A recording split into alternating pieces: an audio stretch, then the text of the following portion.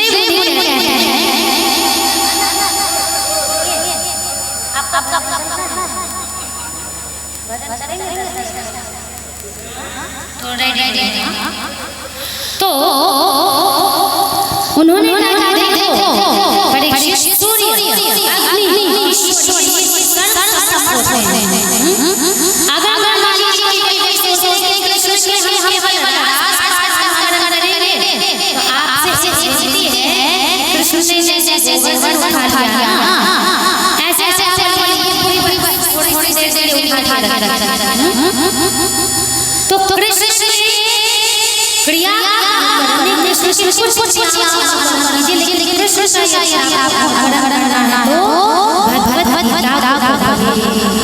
क्योंकि भगवत गीता में भगवान ने एक मनुष्य को कैसे जीना चाहिए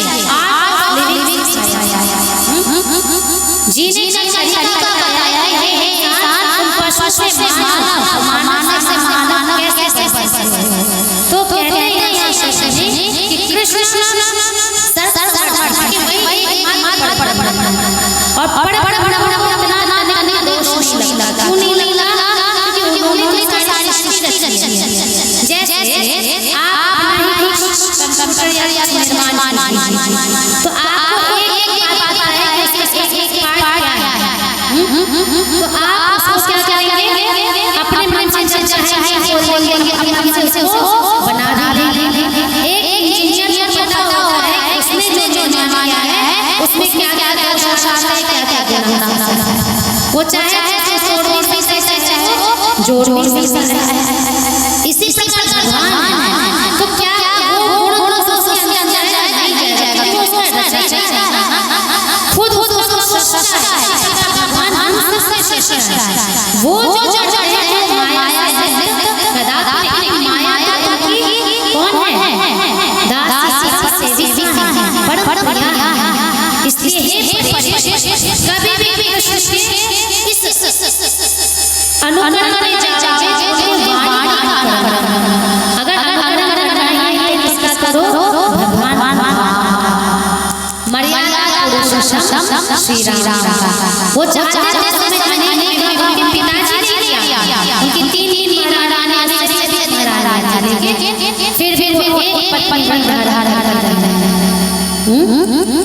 अगर सीखना है तो राम के नाम ने मनुष्य का धारण करके मनुष्य जैसा करके दिखाया कि एक आदर्श मनुष्य कैसा होता है और कृष्ण से सीखना है वाणी से और कृष्ण की वाणी का है बोलिए ना आपने कथा सुना अब पते नहीं कृष्ण की वाणी कैसा है भागवत ये श्रीमद् भागवत और श्रीमद्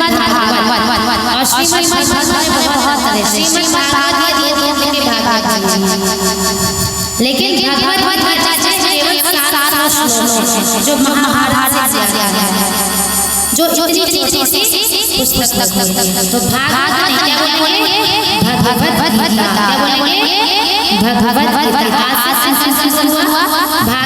ये है जो सात सुन रहे हैं और भगवत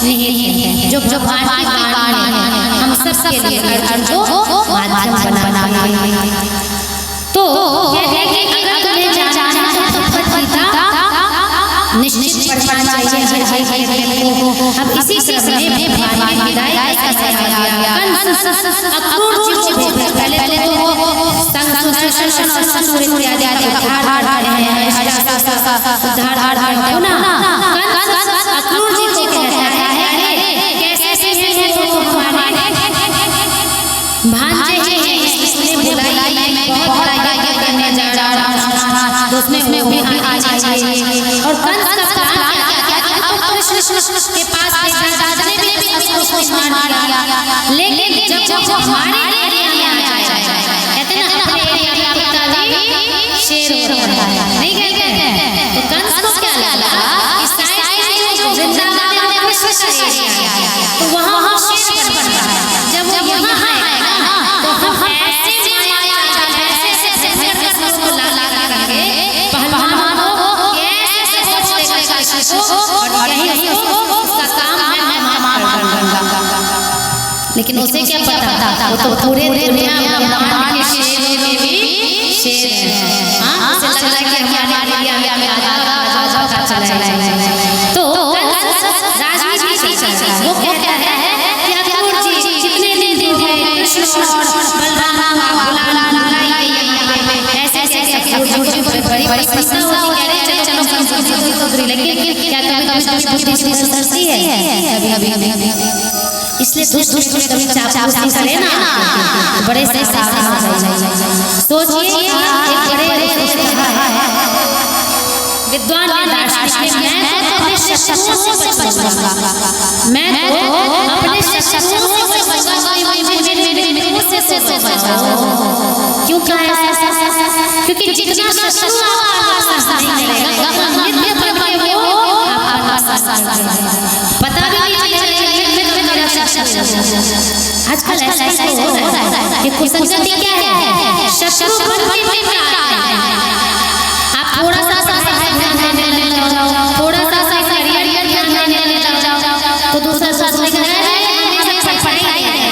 चलो एक ही गर्लफ्रेंड नहीं है, चल मार के आया है, थोड़ा फ्लैट करके आया है।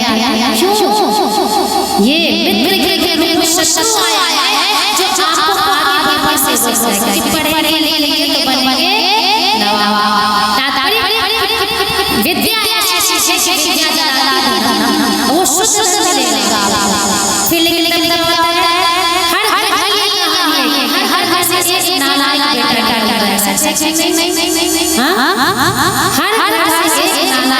निकल रहा है।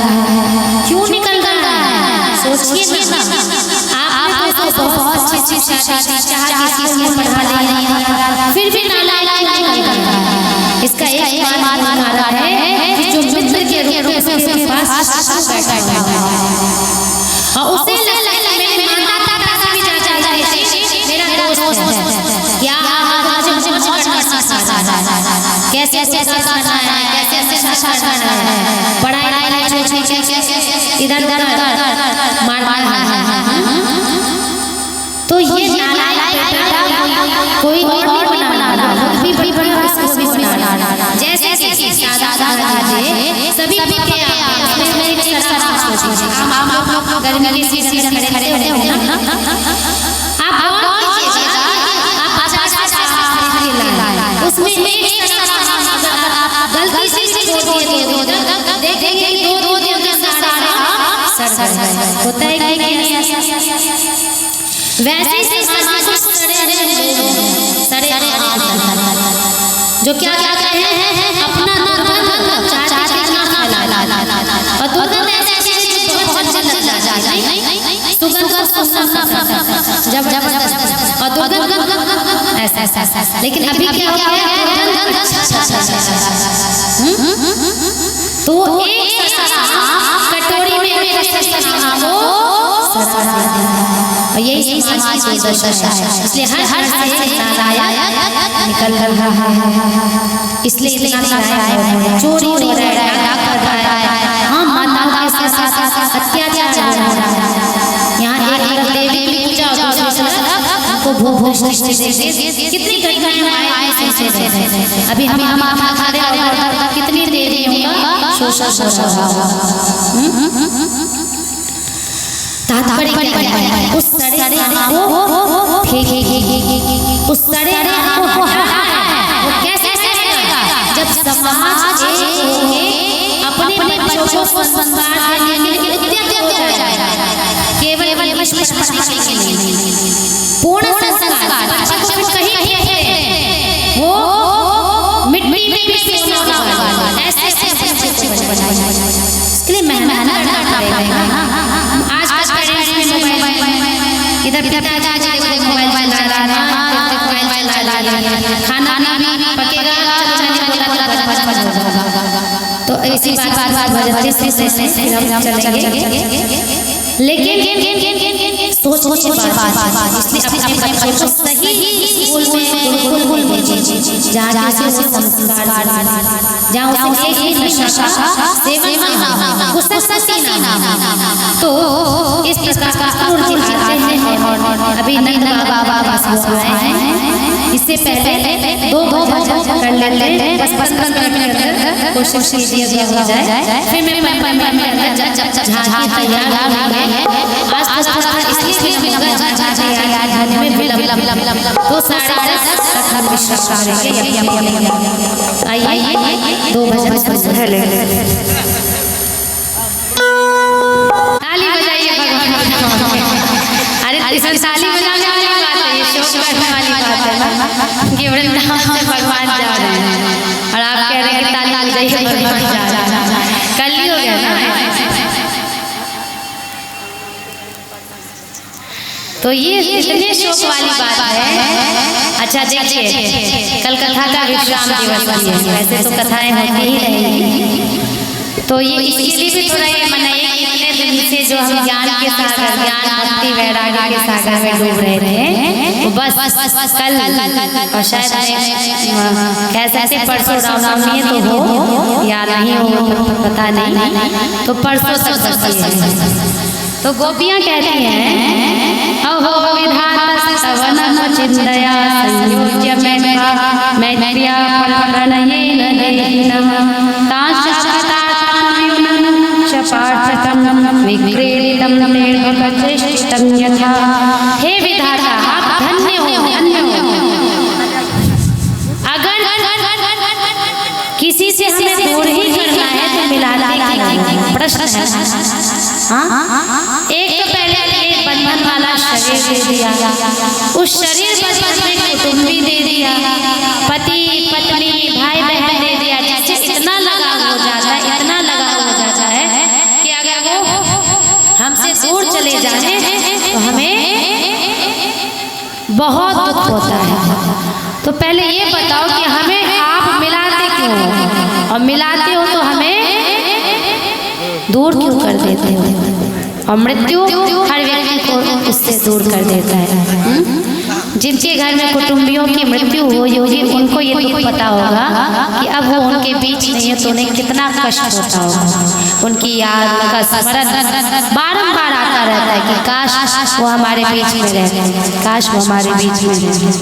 तो गोपियाँ कह रही कि एक बटोही के जैसे कि प्याऊ पे कुछ लोग मिले, जल पिया, एक दूसरे को जल का आदान प्रदान किया, फिर निकल जाते हैं। आप रेलगाड़ी में ही बैठिए, ट्रेन में, तो क्या होता है कुछ समय के लिए 2 स्लीपर सीट पे दोनों लोग लगता है कि परिवार ही बन गए हो, आपस में बातचीत ये करते हैं, फिर वैसे ही। तो ये जीवन क्या है, एक रेलगाड़ी है। हाँ, कब कौन आ जाए, कब कौन बैठ जाए, कब कौन दूर चला जाए, किसको बीच में ही रुकना है। आवश्यक नहीं कि जहाँ हम यहाँ दरभंगा से दिल्ली के लिए सफर किए हैं तो वो हो ही जाए। देखिए भगवान मथुरा पहुँचे हैं और रुक्मणी जी उनके साथ आ भी गई। बोले कृष्ण रुक्मणी भगवान की जय। अब कुछ देर में कृष्ण रुक्मणी आएंगे, अभी आप लोग बैठिए। और छोटे छोटे कृष्ण रुक्मणी बड़े सुंदर लग रहे हैं। बाल कृष्ण रुक्मणी हमारे सामने पधारे हैं। तो गोपियाँ इस विरह में विधाता को बहुत ज्यादा कोसे जा रही है कि हमारे कृष्ण के घुंघराले बाल, वो मधुर मुस्कान अब हम नहीं देख पाएंगे। अब मथुरावासी कितने सौभाग्यशाली हैं कि वो उनके इन अधरों का मधुर मुस्कान का पान कर पाएंगे। इस प्रकार अक्रूर जी भगवान को मथुरा में ले जाते हैं, और मथुरा में जैसे ही भगवान जाते हैं तो एक कुब्जा होती है, और कुब्जा जो त्रिवक्रा है, अर्थात 3 जगह से टेढ़ी है, और वो क्या करती है, कंस को चंदन का लगाने का काम करती है।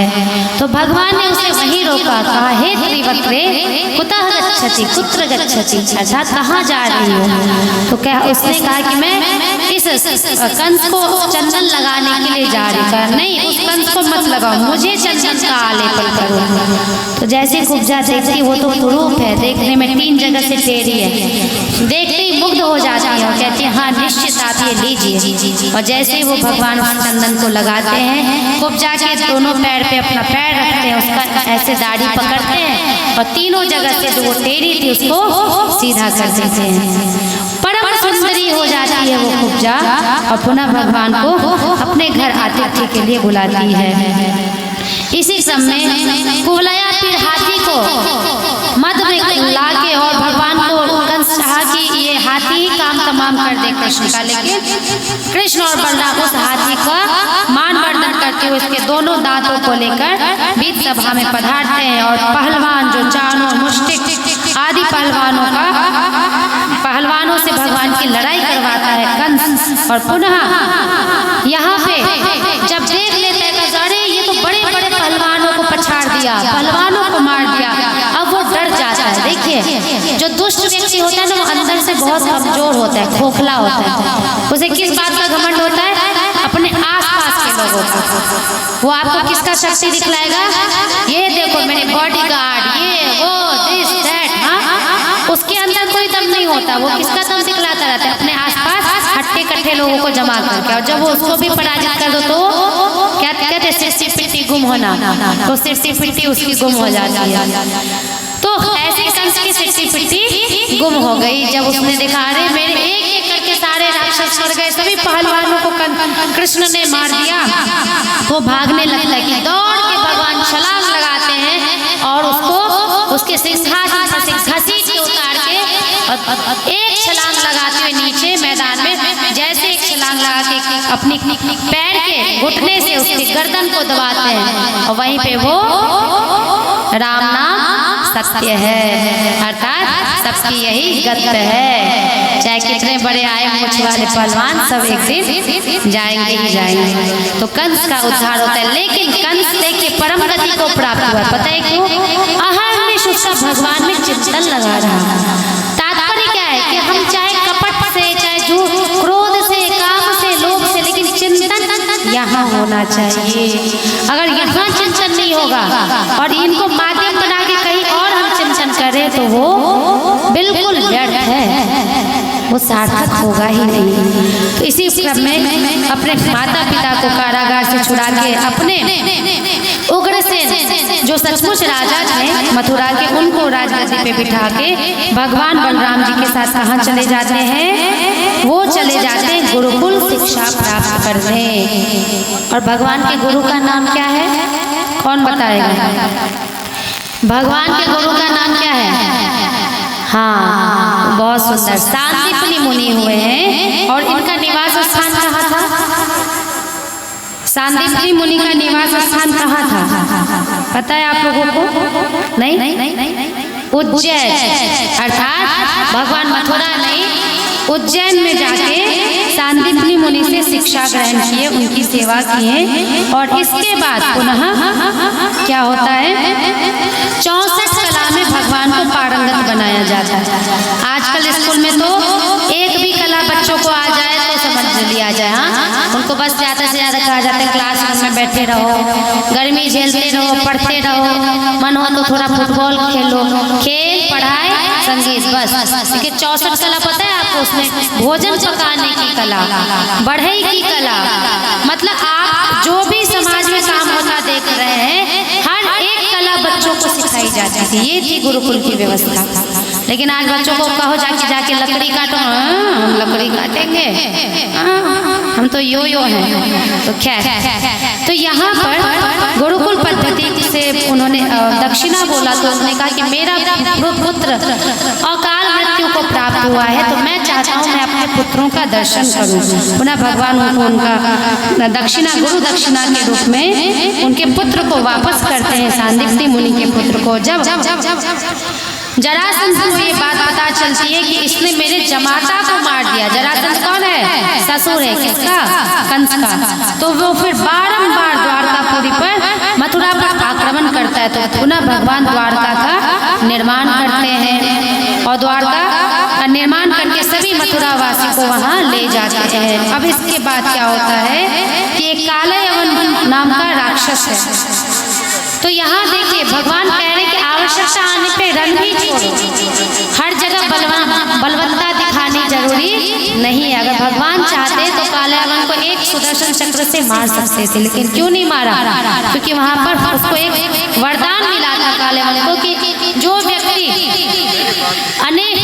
बहुत दिनों तक निद्रा के आगोश में रहेगा, वही अगर नेत्र खोलेगा तो उसकी मृत्यु होगी। तो हर व्यक्ति सोते जागते तो भगवान उस वरदान का, और मुचुकुंद जी को भी ये वरदान मिला था, राजा मुचुकुंद, जो उन्होंने कहा था कि मैं मेरे निद्रा में यदि कोई मुझे डिस्टर्ब करे तो मैं आँख खोलूँ तो वहीं पे वो जल के भस्म हो जाए। तो ये दोनों कनेक्शन भगवान को करवाना था, तो रण छोड़ भी अपने आप को कहला दिए। संदेश क्या दे रहे हैं कि आवश्यकता हो तो रण भी छोड़ो, लेकिन किस लिए? विजय के लिए, हारने के लिए नहीं। और वहाँ पर वो मुचुकुंद राजा सोए रहते, क्योंकि वो देवताओं के साथ युद्ध करके बहुत ज्यादा थक गए रहते, और काले समझ जाते कि यही कृष्ण है। एक लात मारता है मुचुकुंद, जैसे ही खोलते हैं जल के कालेवन भस्म हो जाता है। अब इसी क्रम में भगवान का यश हर ओर फैल जाता है, और यहाँ पर भगवान का सबसे बड़ा शत्रु है रुक्मी और शिशुपाल। तो रुक्मी भगवान को इतना भी नहीं पसंद करता, क्यों? जलन, ईर्ष्या।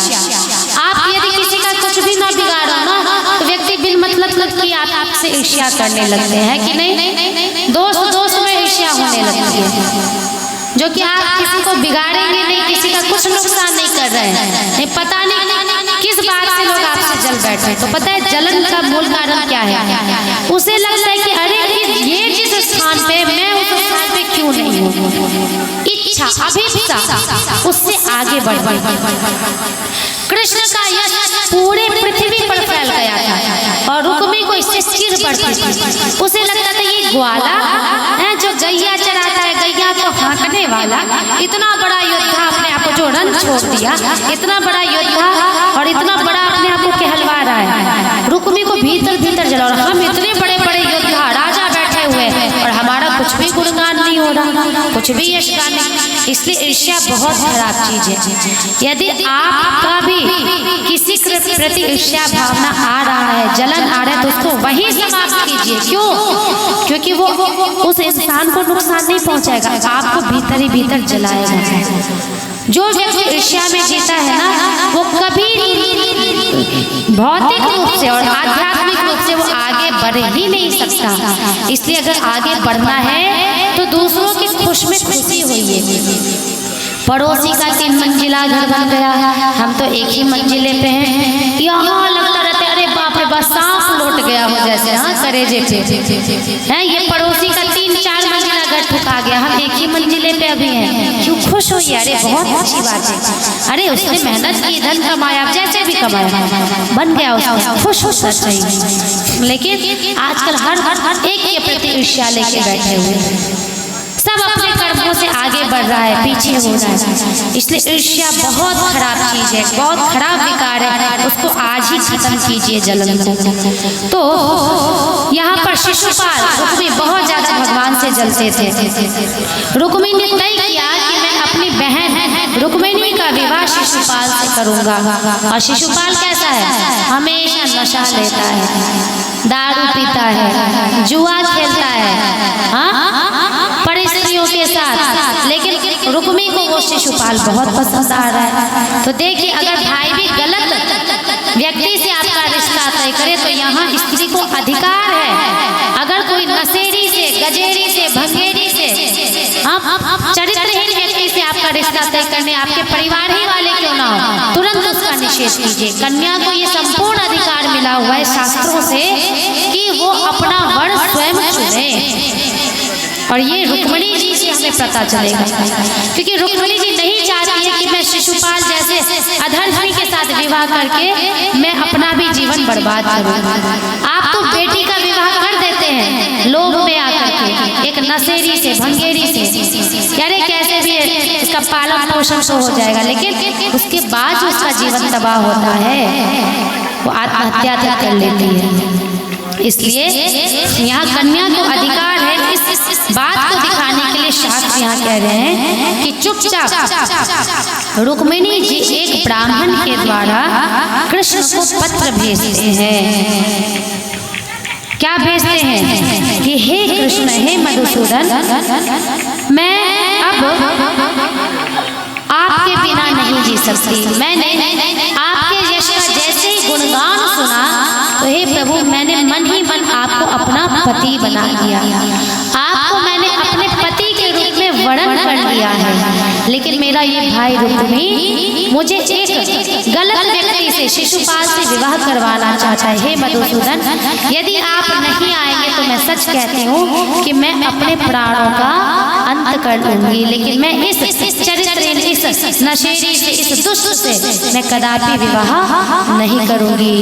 जो नशे का आदी है, जो जुआ खेलता है, इससे मैं कदापि विवाह नहीं करना चाहती है। मधुसूदन, यदि आप नहीं आएंगे तो मैं अपने प्राणों का अंत कर लूंगी। जब भगवान इस पत्र को सुनते हैं उस ब्राह्मण के माध्यम से, तो इसके बाद पुनः भगवान अपने रथ से जाते हैं और जाकर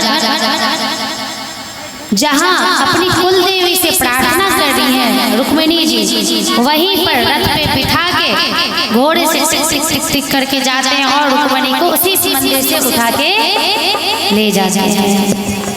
अब ये जैसे ही सुनता है, ये ध्वनि जैसे रथ की सुनाई देती है, सबको पता चल जाता है, अरे कृष्ण आया, कृष्ण आया।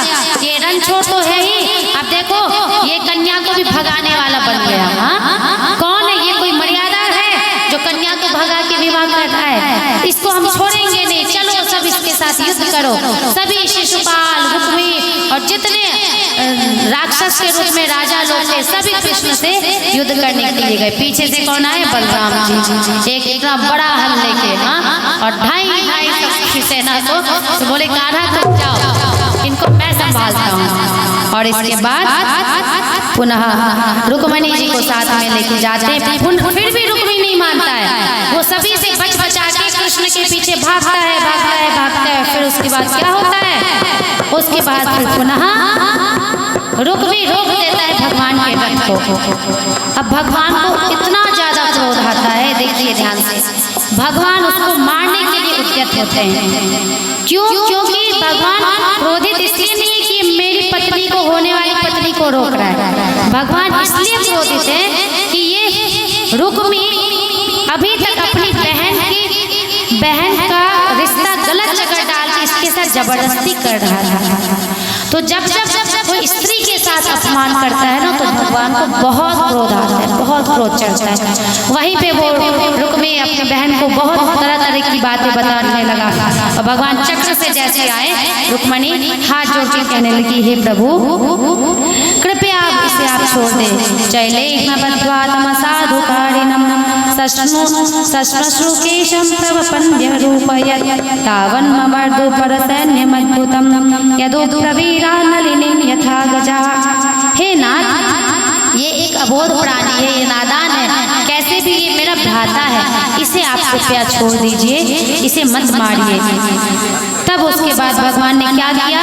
कहा कि नहीं, ये आताताई है और आताताई को मारना निश्चित शास्त्रों में कहा गया है, लेकिन मैं इसको मारूंगा नहीं आपके अनुरोध पे, लेकिन इसको मैं कुरूप जरूर बना के छोड़ूंगा। तो क्या किया भगवान कृष्ण ने? उसको उसी के दुपट्टे से बांध दिया और उसकी दाढ़ी मूछ केस कहीं जगह से मोड़कर उसे कुरूप बना दिया रुक्मी को। और पुनः भगवान कृष्ण अपने द्वारका नगरी में प्रवेश करते हैं और यहाँ माता रुक्मिणी और कृष्ण का विवाह प्रारंभ होता है। जोर जोर से ढोल नगाड़े बजते हैं, शहनाई बजती है, शहनाई से स्वागत किया जाता है भगवान का और भगवती रुक्मिणी का। ये रुक्मिणी कोई और नहीं, साक्षात उनकी लक्ष्मी, उनकी अर्धांगिनी लक्ष्मी जी हैं। आइए हम सब मिलके कृष्ण रुक्मिणी विवाह का आनंद लें और उसके बाद आरती की तरफ चलेंगे। उससे पहले स्वस्ति वाचन करते हुए वरमाला पहनाएंगे। हेले हेले हेले हेले हेले। आइए, मैया यशोदा से कन्हैया कह रही हैं, सारे भक्त तालियां बजा के बोले वृंदावन बिहारी लाल की।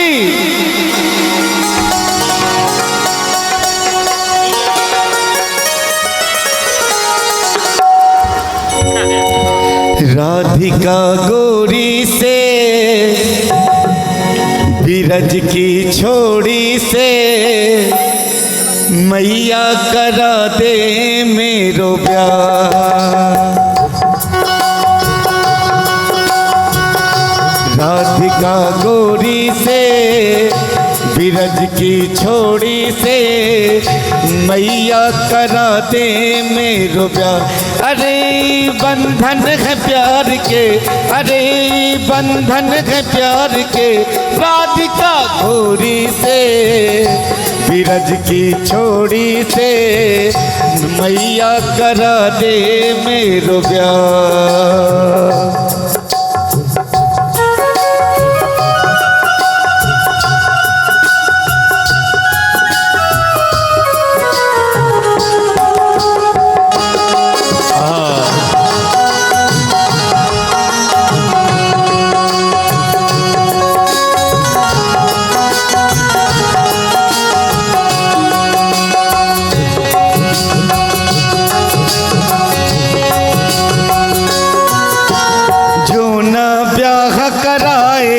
तेरी गैया ना ही चढ़ाऊं, जो ना ब्याह कराए तेरी गैया मैं न चराऊं। आज के बाद मोरी मैया तेरी देहली पर ना आऊं, जो ना ब्याह कराए तेरी गैया ना ही चराऊं। आएगा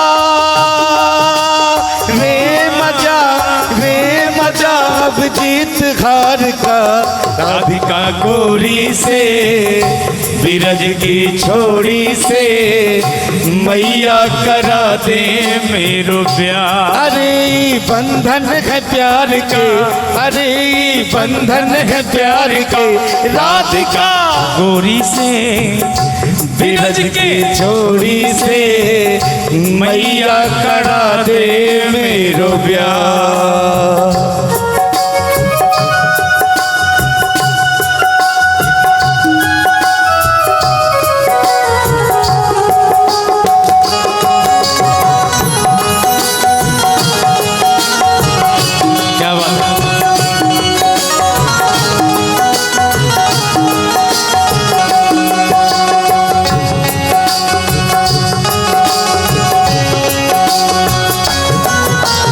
चंदन की चौकी पर मेरी मैया तुझे बिठाऊं, चंदन की चौकी पर मैया मैं तुझे बिठाऊं।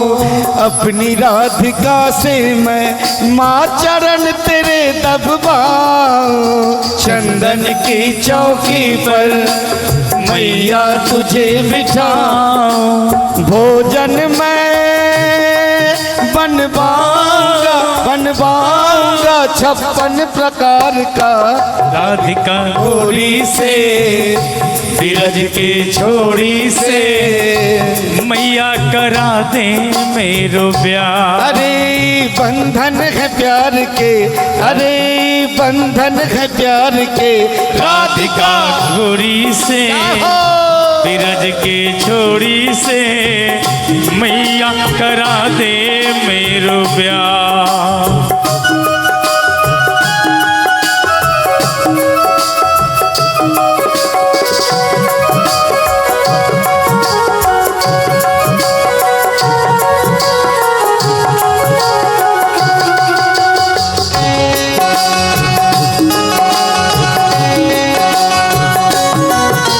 छोटी सी दुल्हनिया जब अंगना में डोलेगी, छोटी सी दुल्हनिया जब अंगना में डोलेगी, तेरे सामने मैया वो घूंघट ना खोलेगी।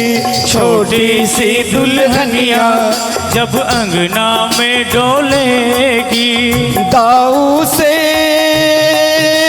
जा कहो बैठेंगे द्वार पे, राधिका गोरी से बिरज की छोड़ी से मैया करा दे मेरो प्यार। अरे बंधन है प्यार के, अरे बंधन है प्यार के, राधिका गोरी से बिरज की छोड़ी से मैया करा दे मेरो प्यार।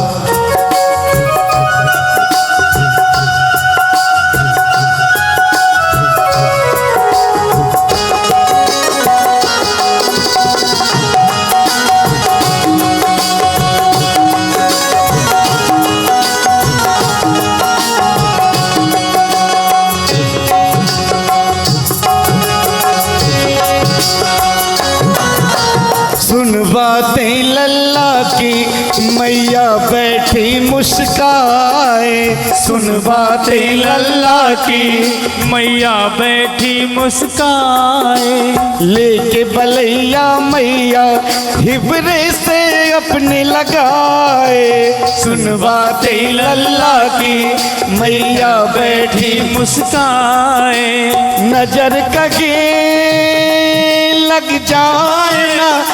जाए ना मेरे लाल को, राधिका गोरी से बिरज की छोड़ी से मैया करा दे मेरे ब्याह।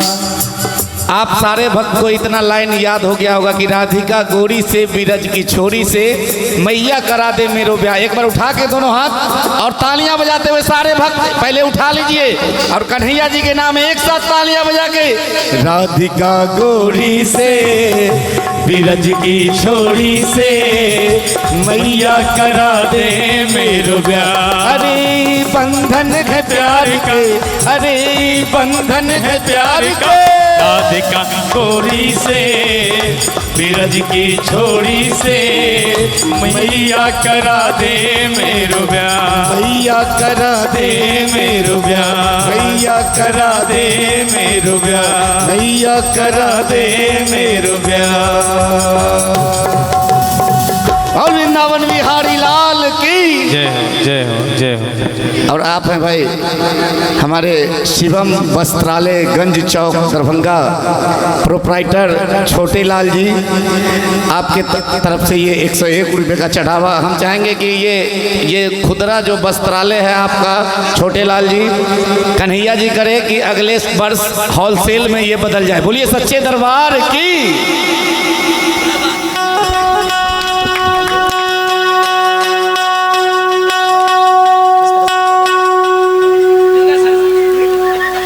हरि ओम मा स्वस्ति न इंद्र वृद्धस्रवाः स्वस्ति नः पूषा विश्ववेदाः स्वस्ति नस्तार्क्ष्यो अरिष्टानेमिः स्वस्ति नो बृहस्पतिर्दधातु।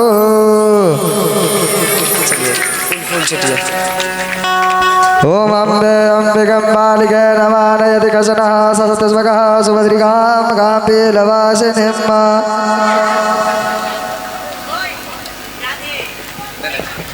ओम श्री सत लक्ष्मी शपथ्यां बहोरात्रे पार्श्वे नक्षत्राणि रूपमस्मिनो व्यातं हिरण्यघानां ओम इघा न सर्वलोकं इघानां हरिः ओम।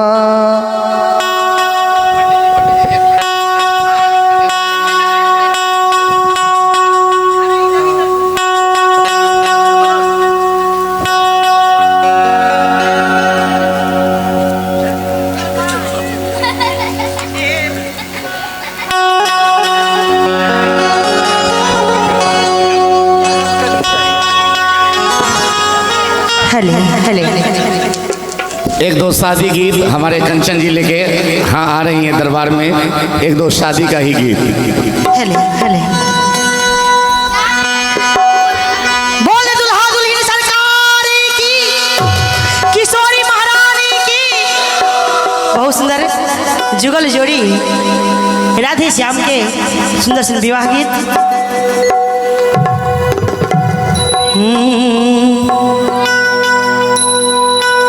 कि आजू मिथिला नगरिया ने हाल सखिया, कि आजू गंज नगरिया ने हाल सखिया, हे ने हाल सखिया। मगर एना नहीं मन नहीं लगे छे, दुनू हाथ उठा के ताली बजा के कि चारू दुल्हा में बड़का कमाल सखिया, चारो दुल्हा में बड़का कमाल सखिया। आजो मिथिला नगरिया ने हाल सखिया, आजो मिथिला नगरिया ने हाल सखिया, चारू दुल्हा में बड़का कमाल सखिया, चारो दुल्हा में बड़का कमाल सखिया।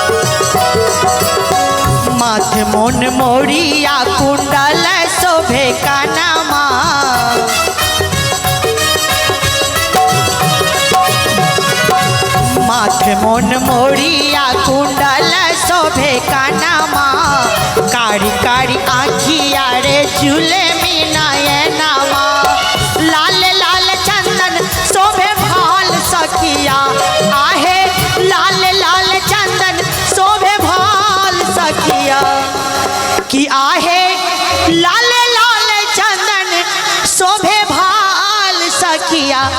मगर जखन भजन होइत रहते तो कनी मीठी मीठी ताली लेकिन हे आगा में से सब गोरे ताली बजबै छै, पाछा में कहाँ केओ गोरे बजबै छै? अहाँ नहीं देखे छियै का पाछा से बजिए नहीं रहल छै। मगर चचो जी अहूँ सब कनी उठाइयो बोल दे सियापति रामचंद्र की बोल किशोरी महारानी की बोलिए राधे रानी की। इम्हरो से बजवा चाहिए इम्हरो से कि आहे लाल लाल चंदन शोभे भाल सखिया। मगर ताली लगा कि चारू दुल्हा में बड़का कमाल सखिया चारू दुल्हा में बड़का कमाल सखिया। क्या हो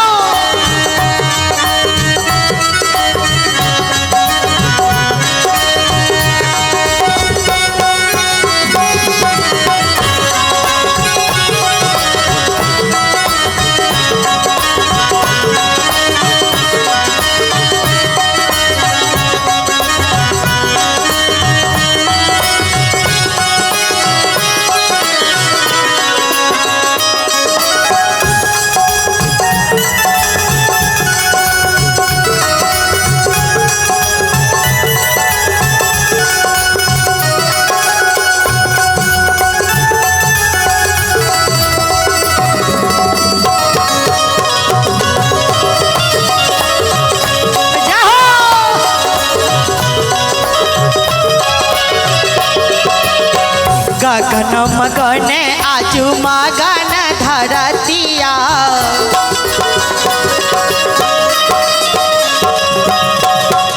गगन मगन आजू मगन धरतिया देखी देखी दुल्हा जी के सावर सुरतिया जोरा जोड़ी जीवे बेमिसाल सखिया आहे जोरा जोड़ी जीवे बेमिसाल सखिया कि आहे जोरा जोड़ी जीवे बेमिसाल सखिया। मगर ताली बजा को कि चारों दुल्हा में बड़का कमाल सखिया चारों दुल्हा में बड़का कमाल सखिया। जय जय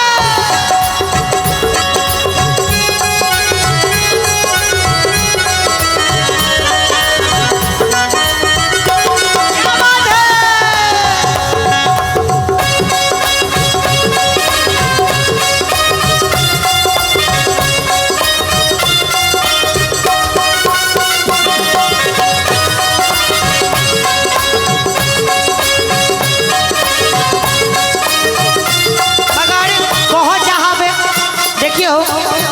जुगल जोड़ी के आवे के चाहिए एक दीदी सुंदर से 51 रुपया के पुरस्कार जुगल जोड़ी के रूप में दिलखिन है। बहुत बहुत धन्यवाद।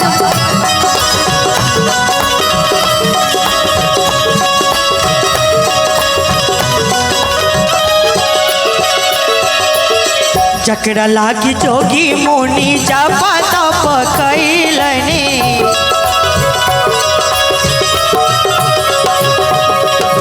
जकरा लागी जोगी मुनि जप तप कैलनी से हो मोरा मिथिला के पाहुन कहलनी लोढ़ा से सेकाई इनकी गाल सखिया आहे लोढ़ा से सेकाई इनकी गाल सखिया। जखन अपना सबके दामाद जमाई आवे छथिन ए दादी दादी अले देखियो देखियो ए दादी के तरफ से सुंदर सन 31 रुपया के पुरस्कार बहुत बहुत धन्यवाद है दादी के। तो दुल्हा जे आवे छथिन तो कथी से अपना सब गाल सेकै छियै कि आहे लोढ़ा से सेकाई इनकी गाल सखिया कि आहे लोढ़ा से सेकाई इनकी गाल सखिया। अरे बाप रे भाई दुल्हा सरकार तो लजाई छथिन। ए हमू सब अहाँ के सायरे सरोजनी लागब। देखिए दुल्हा मिथिला में एलखिन है कते शर्माई छथिन कि चारू दुल्हा में बड़का कमाल सखिया, चारू दुल्हा में बड़का कमाल सखिया, आजो मिथिला नगरी यान हाल सखिया, आजो मिथिला नगरी यान हाल सखिया, चारो दुल्हा में बड़का कमाल सखिया, चारो दुल्हा में बड़का कमाल सखिया, चारो दुल्हा में बड़का कमाल सखिया। बोले दुल्हा दुल्हन सरकार की। लेकिन एकटा वो हमर ढोलक वाला के फरमाइश छथिन से अहाँ गाबि दियौ एकटा। एगो हमारे समीर भैया के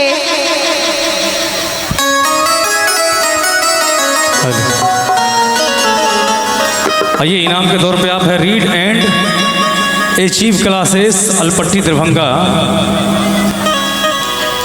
प्रोप्राइटर क्या बोले थे?